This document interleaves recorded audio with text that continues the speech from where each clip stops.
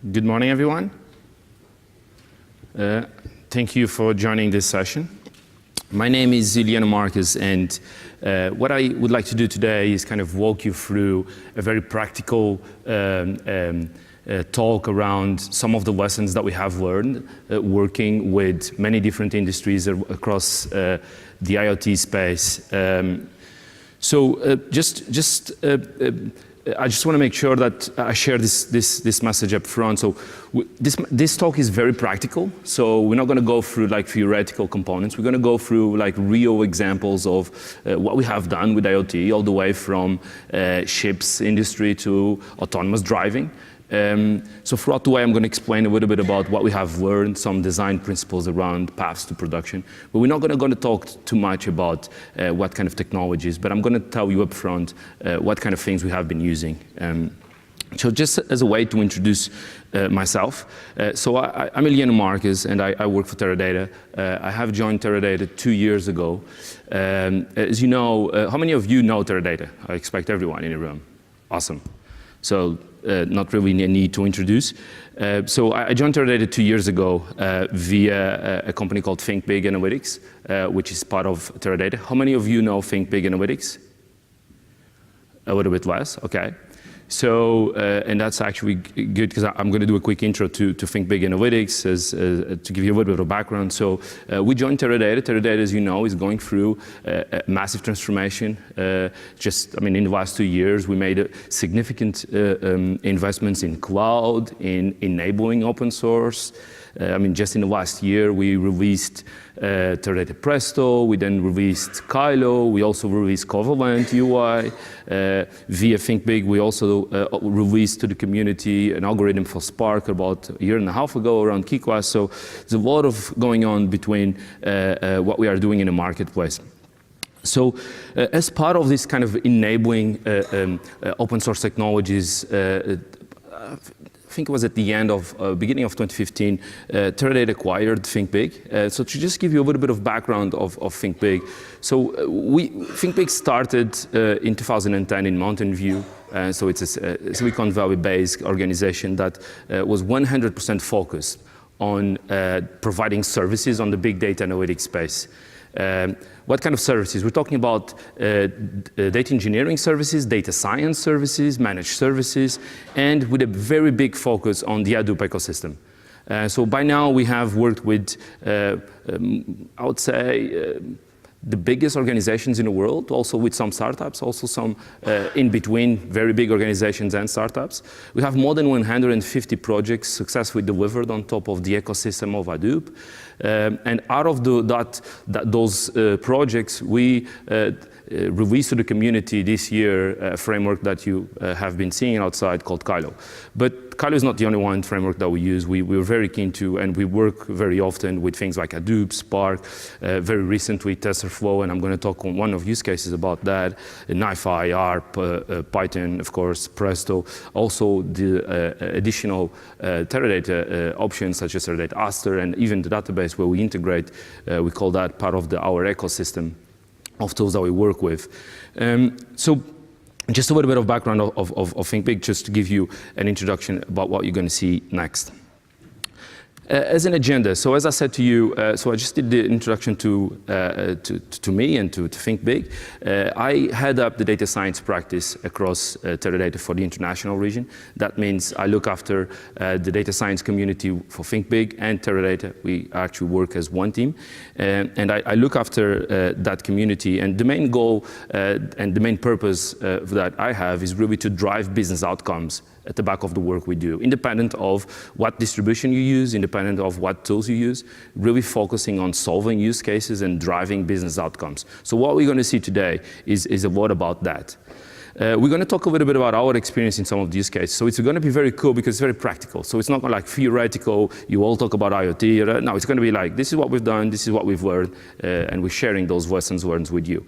I would like to also share with you what we have learning around the path to production. I'm not going to talk about tools, but I'm going to talk about the design principles. And the reason behind it, it's a lot of what we do cannot just be a one-off exercise. It needs to go and be consumed in production. And also those algorithms, those machine learning algorithms, deep or or not deep need to be actually consumed downstream where the IoT and those things are. Does that sound a good session for today? Yeah? Awesome.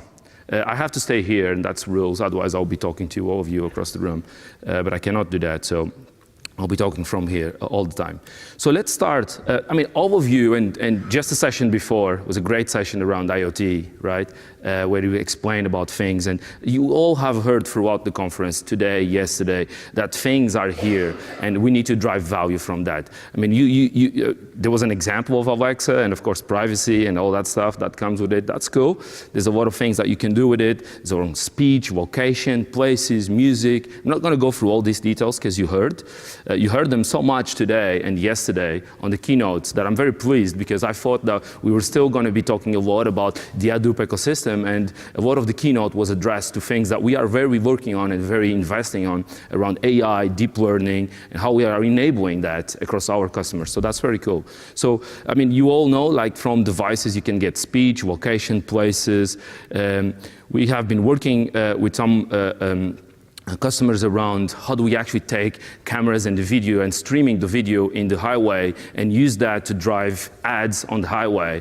So of course there's a little bit of image recognition, there's a little bit of prediction of what the nameplate is, and of course what is the best ad for that type of car at that point in time across the highway. So that's pretty cool. So we're doing some very interesting things with our customers. I mean, from cars, for example, you're going to see later how we are working with an Asian automotive client around smart navigation, image recognition that will hopefully drive autonomous driving, and smart parking assistance, and how we are using that to actually drive some value. One that we're going to focus today a lot is on chips, and how we have been working with an organization to help them predict piston rings on the ships, and how much value that can bring to them. And I'm going to use that as a way to explain some of these use cases that I mentioned. I mean, of course, all of these things that we have been talking about are driving a lot of adoption, and this changing and disrupting all the industries, from products where you start having like a one-time product design to a continuous product design, from manufacturing where you had or used to have a lot of silos. Every production plant was acting on their own, where now everything is automated. You have smart factories, you have smart producing, taking into account demand that is coming. You're trying to reduce downtime, and so on and so forth. So for all of the sessions that you heard about keynotes, what I'm doing today, if you're not really convinced, I have one slide that will, which is this one. Deep learning algorithms is beating a dermatologist. Check the date, 25th of January 2017. So some researchers, and this was presented in TensorFlow community, and when TensorFlow released 1.0 in Mountain View in the Google campus, they were discussing about what actually impact TensorFlow and deep learning is having in a society. This is what keeps me awake at night. This is the impact that we as data science need to bring to our society, is not only making things happen, but actually helping our society to achieve better results than we actually had before. And just think about on skin cancer, how many cases this perhaps can help when a doctor might be actually tired at the end of the day, is not doing a diagnostic that is actually bulletproof as it was if it was 9 a.m. Now just think about how deep learning in production, close to that device that is analyzing the skin of the patient, can actually help now to always have a more accurate prediction about if there's a problem or not. And just think about how scalable this can be, where you have countries that are not so developed as US, UK, and so, Nordics, and etc., countries that are still going through the first steps of development, having machines there that can help to detect some skin cancer with a lead time that can actually save lives, right? So are you convinced that this stuff is very important now? Are we all convinced? Is anybody that is not convinced yet? Awesome, because that's really important. This impact in the society is really what we're talking about. So, let's talk about use cases, shall we? Again, I told you that this is going to be very practical, so it's going to be very practical. So if you think that I'm going to talk about theory, technologies, no. But I want to say this up front. Assume, because that's true, and you can call me after, I'm a technical person, right? I lead the data science practice. My background is machine learning. So you can talk to me about any of this, like technologies that I use. Just assume that we are working with the Hadoop ecosystem. Sometimes we're going to use with Cloudera, sometimes we're going to work with DotNetWorks, sometimes we're going to work with Spark, sometimes we're going to work with pure Python. We always work with AWS, Azure, on-prem. Sometimes we connect our work that we have with our Teradata environments, because there's a lot of clients that have a lot of data there that we can bring and generate value. So assume that we work with all of the ecosystem. So I'm not here representing a tool A versus tool B. I don't really care. I care about the outcomes, right? But assume that we can talk about which algorithms we use. Sometimes survival random forests, like convolutional neural networks, as you will see in one of the examples. Anywhere in between, I can talk about that later. This is about the outcomes that we took and some lessons that we learned about the patterns. So let's start with one that we are actually going to deep dive later on. This one is about predicting piston ring failures. So I will deep dive into this use case, so I'm not going to talk too much about that. But the first thing that we learned, and we learned this about doing time and time again. This is not the first time we're doing this. Is not the first time we're actually driving value from IoT. Myself, in addition to this, I have worked in many different other cases around turbines, gas, water pumps. So there's actually a lot of value that you can bring from that. But one thing that we typically forget to do up front is to understand our client's organization, or the client to understand his own operations as part of how to drive value from IoT. What does this mean? In this particular case, even if you had real-time prediction that a piston ring is about to fail, if it needs 10 days to mobilize teams, does real-time matter? Yeah, maybe a system, a TV that is going to have an alarm, and everyone in the ship is, oh my God, what's happened, what's happened? It's just a piston ring that is about to go down. There is compensation on other engines, right? It's important to understand how fast can you mobilize the team to actually act and generate value. And value here may be repair, maybe replacement of the part, maybe entire engine that needs to be replaced. But if he needs 10 days to go there to mobilize teams, maybe he's in the middle of the sea or etc., right? Doesn't matter if you have an algorithm that predicts in real time.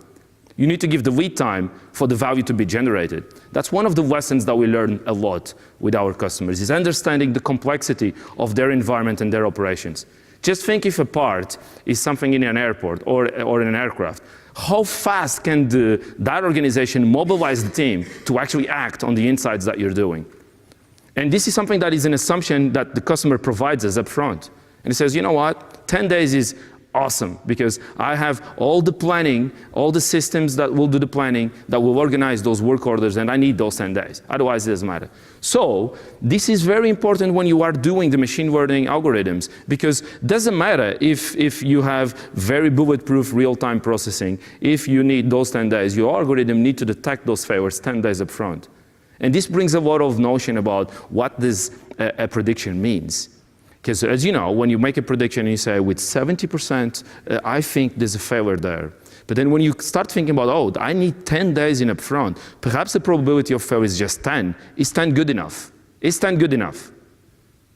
How many of you have thought, is 10% good enough? We don't know. But that's when you actually need to put the business context into play and start thinking different about the outcomes of the machine learning algorithms. And we're going to see an example of that. Sensors alone doesn't do the job. You really need to integrate. You need to integrate the sensor data with maintenance data, repairs, replacement data, financial data. You need to understand the assets, what they are made of. Are they plastic, iron? What is their role? What is their hierarchy? And all of that data is available, but if you don't join them all together, sensors are just noise. And there is a lot of noise on sensor data. So here in this particular case, what are we doing? What have we done? Why are we doing predictions of piston rings? And I'm going to go to this use case in a second, but the main point is they want to anticipate the failures of the rings in the piston rings so that they can repair them and avoid replacement. Typically, replacement is more costly than repair. But sometimes you are too late to the game, you just have to replace it. Or even if you have to replace it, if you know you need to make a replacement, you don't work in urgency. You organize, you schedule the job, an engineering team goes there, makes the replacement. The downtime of that particular ship is lower. And as you know, as Ryanair always says, all my air flights need to be on the air, not on the ground. So for the ships, it's the same thing, right? They all need to be in the air or in the sea. always try to understand what is good enough. I always say this to anybody in my teams: done is better than perfect. And that's a methodology that we actually have to work with. The second thing that I always say to them is predictive analytics is not about being right. It's about being wrong, but less times than if you did nothing. You're not going to get algorithms that are going to give you 100% accuracy. Now with deep learning, we are close to that on images, sometimes on text. But when you go a little bit down on classic machine learning algorithms, you're not going to reach 100% accuracy. But do you need that to actually drive business outcomes? If you're not doing anything and you're just using your experience to drive maintenance and be more proactive, and if you reach an algorithm that gives you 70% accuracy, is that good enough? Perhaps yes, and perhaps you can make a lot of savings with that.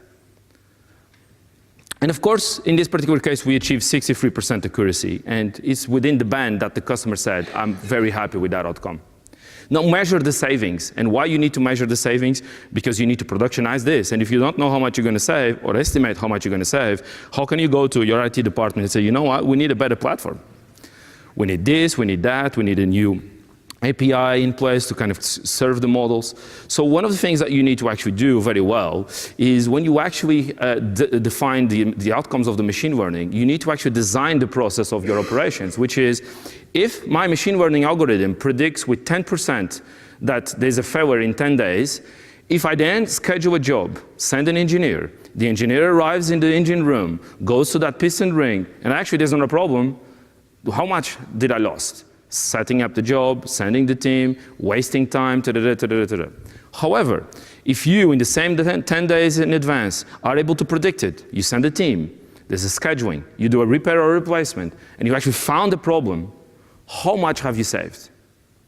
And what's the difference between the two? Then multiply that by the number of work orders that you have within a year, and here you go. You have a use case, and you have a savings estimation that, in majority of our customers, means millions per year of savings. So as long as your cost to deploy and implement such solution is way lower than that, you may have actually very fast return on investments on these use cases. But if you stop at the algorithm, and that's why the data science will be, hey, that's my job. The job is not done. We need to estimate the savings. We need to go back to the business and validate how we could operationalize such thing. And operationalize not the platform, not the technology, but the use case against operations. Two different things. So I went through some patterns, and I deep dive on some of these things in this use case. But what I'm going to do next is I'm going to go through multiple industries, multiple use cases, and you're going to see that it's actually the same patterns. It's actually the same design principles. So when you are approaching IoT and understanding how you're going to drive business outcomes and value to your organizations, I need to be here, you need to make sure that you actually follow some of these principles, because this is lessons that we learn by practice, by practicing, actually using this at scale with our clients. Second one. So this one is a trains organization, and what we were doing here was we were predicting if the engine of the train was actually failing, and this engine had a particular function within the train. It could be like it's opening and closing doors, or it could be something else, could actually be the one that is driving the train.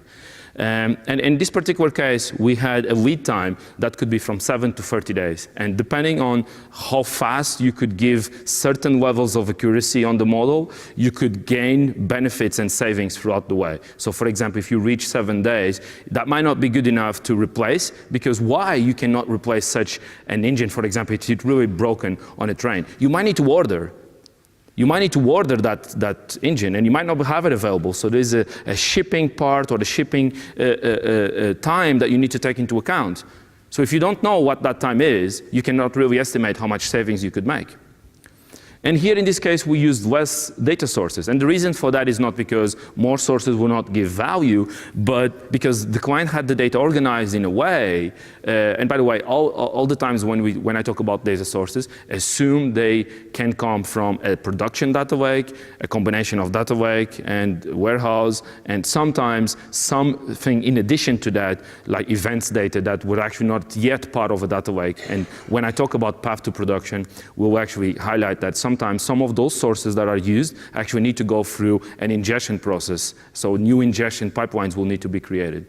So if there's somebody here that had gone through that experience, they understand what I mean. Sometimes we use data sources that are not yet ingested in a proper way. So in this case, the data sets that I used was less because actually we had more information around maintenance in one data set already that already had a flag which says repair, replacement, and so on and so forth. And I had all the financial data aligned to that structure. So that table was already a transformed data set, which was very handy. And here the importance was, I mean, how many times have you waited for a train that was delayed? I did. Right, that's the impact that we're making. We are ensuring that this number gets down, hopefully to 0, right? And that's what you need to think when you start solving these use cases. What exactly is the impact that we're making? In this case, was reducing downtime, improving, and this is for the customer benefit, the optimization of repair and replacement. Because repairs typically cost less than replacement, but if you do replacements before you actually should, there is also an impact on downtime and customer experience, and so on and so forth. In this particular case, we actually achieved better results. And the reason why is very simple. You're going to hear this a lot, and if you have worked with very high value assets, such as the shipping example, you have a lot of data. The data is not the problem. Size of the data is not the problem. Readability, sometimes it is. But you have like large amounts of data, sometimes petabytes of data. But failures are very small because high value assets, they have a reliability closer to 97, 98, 99% sometimes. So the number of failures, it's better to be small. Otherwise, it will be out of business. So we have a lot of cases where we have a lot of data, but very small number of failures that we have to deal with. So of course, machine learning-wise, when you're defining training and testing, there's a lot of complications that goes with it. In this particular case, we had a very decent number of failures. So we could, of course, train models that would learn what would actually be a case for a failure and therefore achieve better outcomes. And of course, when you actually did that use case around how you actually simulate when do you go and when you don't go, so you can actually have an estimation of savings, we also calculated some interesting £1 million savings per year. It's very important that you understand, when I mention savings and estimation, I'm talking about sometimes making simulations like Monte Carlo simulations on top of the machine learning to actually understand what is the point that you actually consider to be a failure with different levels of probability of failure. Right, so that's important. I'm not talking about like we just finger in the air, boom, you're saving this much. Right, sometimes we have to make a simulation where for every level of the probability of the model, if you actually send a team and it's a true positive or a false positive, what does that actually mean for the organization that we're working with? And then we optimize against the minimum number of visits that you have to do on the assets that maximize the profit. So this is not like finger in the air, machine learning saying this, we do that, right? Just don't want to talk about that because the importance here is the business outcome and value. Again, second use case, same patterns, true or false? True. Interesting so far? Awesome. Let's go to the next one. Network rail. So this one is around the switches. Again, we all have, you just said that you have been waiting for trains. Sometimes it's not because of the train fault, it's because of the network rail, right? Sometimes the network rail has problems. And the switches is the device that actually sends the train to the left or to the right. So imagine a situation where you are in Lisbon, I'm Portuguese, so of course, but I don't live there, but you are in Lisbon, you're going to Madrid, and actually all of a sudden the switch puts you in Barcelona. That's not good. So that's one thing that he could do. The other one is actually the switch can stop the train and say, hey, you cannot come through here, it's closed. So the switch is open or closed and defines if you're going to a different network rail or if you're not going at all. So we have a lot of information on those devices, how open they are, how fast they open and close.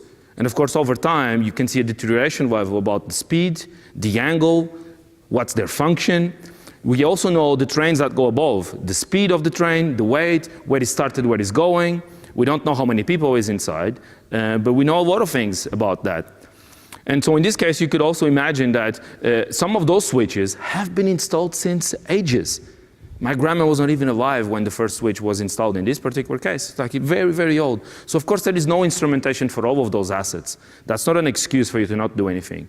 But the important component here is, what can you do with that? If you predict that a switch needs replacement, they say, well, a switch typically shows the need for an intervention, but you don't actually need to replace it until a particular point in time. So lead time here was very similar to the previous case, so that enables us to give the outputs, let's say on a regular basis, every week, send a report to the different maintenance teams that they can go and fix accordingly to the need. The network rail is less, it has less downtime than the trains. I mean, just think about if this is a station that has multiple switches going through the station, the downtime is very similar to like a tube in one. It's like 2-3 hours per day. So you have to intervene in those 2-3 hours gap and then make the adjustments as you need. So there's very small downtime that the network rail has. So you need to work with those periods of time. So sometimes if you have to replace 10 switches, you can only do, let's say, 1 per day. So that alone is already a challenge, even if you have a lot of teams to kind of fix it. And so again, the same problem here is we're reducing delays, it's great, impact in the society. That's what we want, right? We want big data, machine learning, AI to impact our society in a good way, right? That's why we are all here. So in this case, again, contributing to the society around reducing delays, improving the service, making sure that if you actually know that there's something wrong, you are able to alert it. So there is, of course, an optimization on the costs for the organization around repairs and replacements.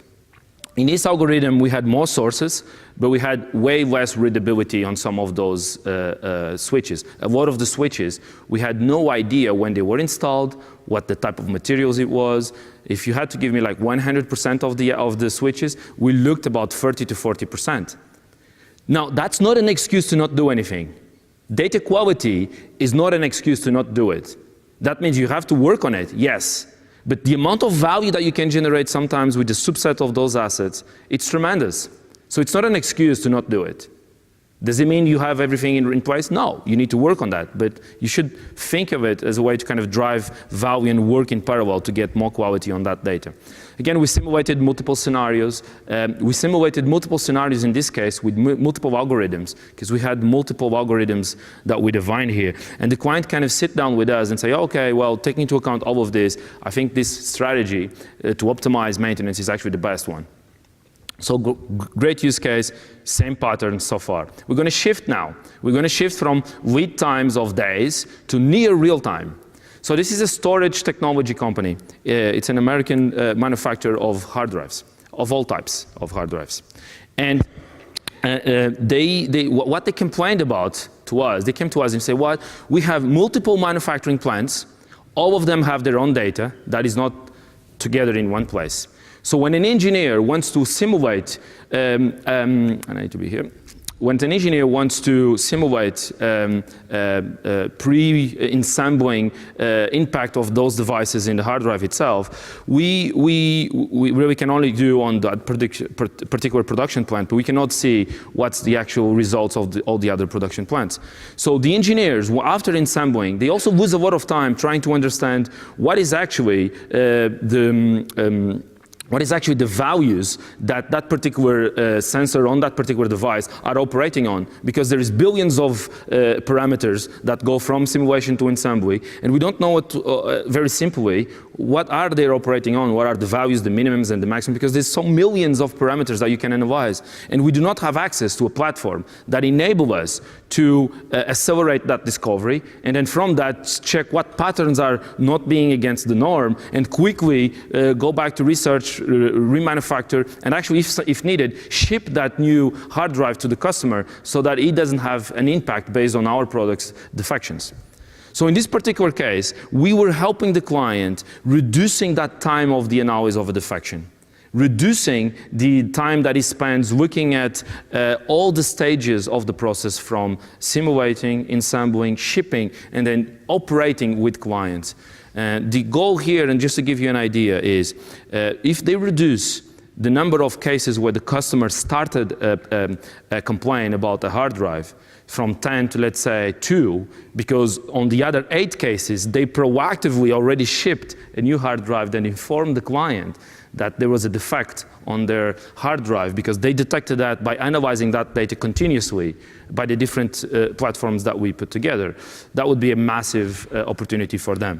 So here, we really, the problem that we solved was putting all the manufacturing plants together, putting more than 10 data sources together, design the process of all the way from simulating of the asset, assembly, shipping, and actually operating in the customer, and reducing that, and providing engineering the tools, the engineering, I'm talking about field engineering on the client side, tools to enable them to analyze, and there's a quote from the client, publicly available, that they were able to analyze 380 billion data points to analyze more than 2 million hard drives and understand the effect on them based on parameters that they couldn't before, because all this data was never together. But again, the lead time that was defined from the client was near real time. I want to know how the hard drive is being used on client side. I want to understand the hard drive all the way when it's being shipped in assembly and before that, so I can understand if the hard drive is performing at levels that it should, so I can automatically ship a new hard drive to the client. So of course, what does this mean for our client? Reducing development time for producing new hard drives, improving the manufacturing yield, customer satisfaction. They really wanted to kind of go down with the number of complaints started by the client. They want to transform that into things that they auto and proactively start internally to actually generate value back to the client. We didn't have machine learning in here in place. We are working still on that, and actually there's one of the use cases we are about to start is on this with deep learning to actually detect out of those billion parameters which ones are impacting more the defects. But we're not going to talk about today. But of course, opportunity on savings, we estimated, and again, a very important one. And finally, a very recent one, we are working right now on this one, around autonomous driving with an Asian organization. We're trying to do 3 things, right? We're trying to do smart navigation, we're trying to do object recognition, and we're trying to actually look at smart parking assistance. Again, here, what is the lead time of this? What is the lead time around if the car has to turn left or right? 7 days? A month? It's better be real time, right? And I just want really to kind of share with you the different kind of use cases that we are using. So in this particular case, we are right now training algorithms in GPU, leveraging TensorFlow, YOLO. We also look at MXNet. And others. We are really looking at many different libraries and different neural networks and different options and hyperparameter tuning on those neural networks to really achieve better results. We started using some models that were trained, such as the YOLO framework. If the memory doesn't kill me, the YOLO is actually trained with data in Germany. And when we actually applied that to the Asian, or in this case, Japan market, we realized that actually that pre-trained model was not performing as it should. So we start trying to understand, well, is there an impact on the daylight, or is there an impact on kind of the different objects that exist in one part of the world versus the other? Because you know, with deep learning, one of the biggest advantages that we are finding so far is this concept of pre-trained model. When we are on the classic machine learning world, when you train a shared model, it has to be your data. There's no point if you're using a pre-trained model here or there. It has to be your data. You need to learn with your data. When it comes to like object recognition in the streets, does it really matter? Would the streets be different in London versus Paris? It's streets, it's cars, it's trees, it's daylight, it's night, etc. So we're trying to go through the learnings of what does it mean to have an object recognition algorithm that is kind of streaming video that is on the car in real time and then predicting what objects are in the street, and then from that drive what the car should do or help the driver to decide what he needs to do. We are trying to understand what is the impact of different daylight, what is the impact of the different detection of the object, night, day. And so we're doing a lot of R&D and modeling on these new libraries, and primarily around Keras and TensorFlow, to be honest. It's the real main 2 libraries that we are using. And we're really trying to understand the value of them and how accurate we can be to really help this client around smart navigation, object recognition, and smart parking. We are using a lot of sources. So we started by using public sources. As you all know, there's a lot of video data out there already, which is great. Google and others have done a great job releasing YouTube videos, releasing public data. Yovo also has some very interesting data sets, and so on and so forth. But we actually wanted to have a data set that was more close to the environment we're going to work with, right? Because we really are trying to understand the gaps between achieving a 98% accuracy or 99.5. In this world, it's impactful. In the previous world, where it's operations, and if you have another job, it's just another engineer to go there, it's okay. Here, you might be kind of talking about an accident. So a percent-wise, it makes a huge impact. So we really need to be kind of understanding all the different dimensions. So we're looking with many different sources. So what is the value that this has? Has any of you actually realized, what is the value of autonomous driving? What is the value of having smart navigation, right? It's not because it's cool. Yes, it's cool. You arrive in a car and hi, Eliano, that's cool. Yeah, it's talking to me and adjusting and stuff. And you don't, as the Previ keynote speaker was saying, you don't want to know if it's like if it's raining. You don't want to check what is the button and it changes car to car. Hey, can you actually take care of that? Yes, I will do it. That's cool. But if you really think about the value for the society, you're really talking about reducing accidents and traffic jams. Those are the two main things that I foresee that will help us a lot. I mean, how many of you have been driving in very congested cities? I've done. How many of you? Don't you ever think, why am I spending 40 minutes going from here to there? It's crazy, right? So that's one of the areas that I think we're going to help a lot of the society here, is really defining what good looks like on this particular area. And of course, reducing accidents. Here, the machine learning accuracy that we are initiating is kind of close to 98, but there's a lot of R&D still going into this. This needs to be improved, otherwise we won't be driving value. So savings, of course, as you can imagine, is huge. I have 5 minutes left, so I'm going to jump into path to production. And I'm going to show you like how are we thinking about some of these use cases, how they have been productionized, and so on and so forth. So I'm going to move quickly, because I talked about that use case anyway, so I just went through the details of it. What I really want to spend some time now is to kind of give you an overview about how we actually conduct this work, right? So we typically start by data science and engineers working together, driving business outcomes by wrangling the data, modeling the data, putting really a lot of information around what does a model look like. We then combine other parts of the project, which is the business, and sometimes we bring a consultant that has that domain expertise, sometimes we pair him with the customer and really drive that kind of SME knowledge that is needed. And then we start thinking about how do we tune the model. When we're happy with the model, we need to promote the model to production.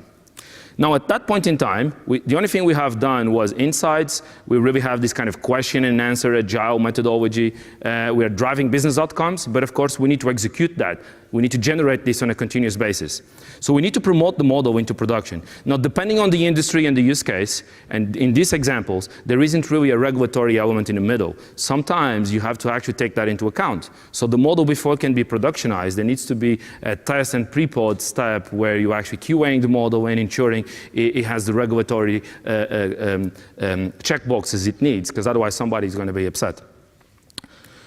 Once we are at that level, we really are talking about productionizing these models, and in majority of these cases, we are kind of running this against data lakes that have the data from the business, plus all the events data, plus all the kind of other data sets. And what we're really talking about here is running production pipelines that will update the model. So you're retraining the model. Sometimes you are retraining with 5 minutes intervals, 10 minutes, days. It doesn't really matter, but you need to update them. Now, when you update the model and you have a new trained model, you need to catalog the model. Right? You need to know how many versions you have of the same model, what was the data that was used, how do you update that. So if you don't catalog the model, you don't have a way to actually go back and say, hey, I have that model that was doing that result with that particular data. If you do not catalog them, you don't have anything that you can use in the future. And a lot of the cases, you actually need to promote to scoring or to consumption. Because the models are not going to be served by the data lake or by even sometimes a warehouse. They need to be served right next where the device is, or they need to be served by a REST API on cloud or on-prem. Sometimes they need to be served very close to the systems, runtime systems, and we are presenting publicly a use case in Strata in June about how we actually have done that. So there's a lot of ways that you need to kind of consume those models. So of course, data comes in on a regular basis, so it can come from a variety of sources. In this case, I talked about different kind of use cases that you have, but the main point about that is really all of this kind of needs to be kind of served to different model consumption layers. That you essentially have three main components that we use a lot within the consumption layer, which is where the feature enrichment occurs, where the scoring occurs, and where's the logging, so that I have feedback mechanisms to actually retrain the models with more information. If any of you, conscious of time, want to talk more about this, I'm happy to later on. So I like to say that consumption is where the dreams come true, because until then, it's just numbers. So I'm going to move on and just give you final key takeaways. So include all the data, not just the sensor data, otherwise you don't generate value, right? Second thing is combine engineering and data science with subject matter experts, otherwise you don't have the knowledge that you need to make things happen. Measure the lead time. Do you all agree that lead time is important now, by now? Who doesn't? You don't? Or you do? Okay, awesome.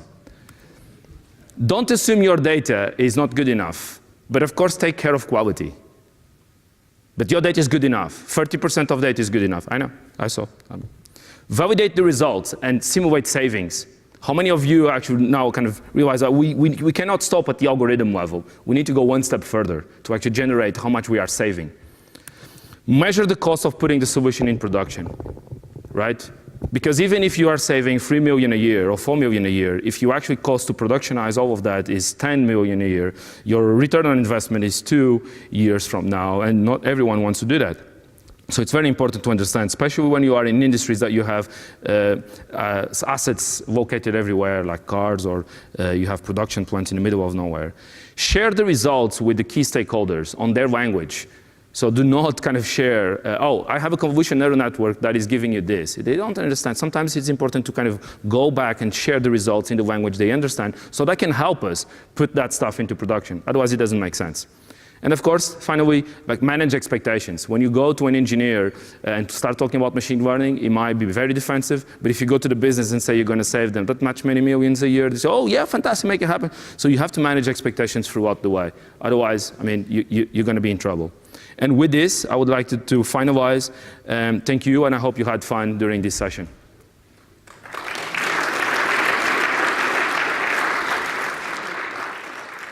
I'm happy to take any questions outside.